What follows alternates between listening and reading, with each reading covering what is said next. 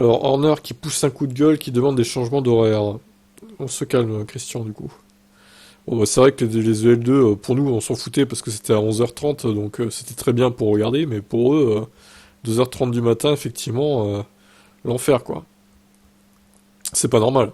Surtout que, bon, c'est pas comme s'il y avait 2 semaines après pour Abu Dhabi, il y a qu'une semaine, en fait, c'est le week-end qui arrive, là, à Abu Dhabi. Et oui. Donc, j'avoue que c'est quand même un peu étonnant.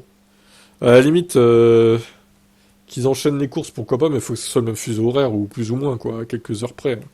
Parce que là, non, c'est pas possible de faire ça.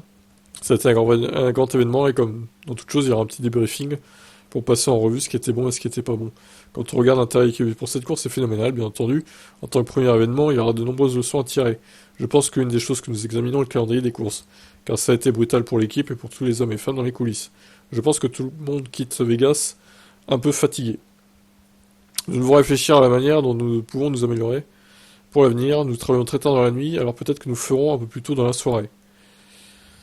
Vous ne parviendrez jamais à satisfaire totalement tous les spectateurs. C'est une course américaine, donc si vous courez à 8 heures du soir, ah bah 8 heures du soir, c'est quasiment enfin c'est chaotique pour nous quoi.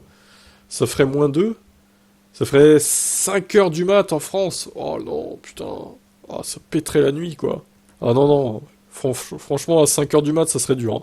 Non, ou alors bah ils se décalent, ils font toutes les horaires, toutes les sessions tardives et ils se décalent comme ils font à Singapour par exemple. En pire, quoi. Non, mais tu pars. Non, mais en vrai, bon, on laisse comme ça, et puis tu mets les qualifs comme c'est à 9h, ouais, c'est très bien pour la France. Et la course à 9h aussi, minuit heure locale.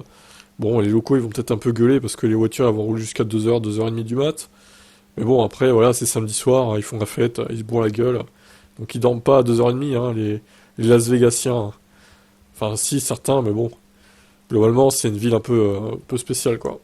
Bref, qu'en pensez-vous? Qu'est-ce qu'il faut changer sur ce week-end de Las Vegas? Même si, bon, on rappelle hein, que la course était pas mal quand même. Le spectacle était plutôt correct, j'ai trouvé, par rapport à d'autres courses cette saison. Ciao.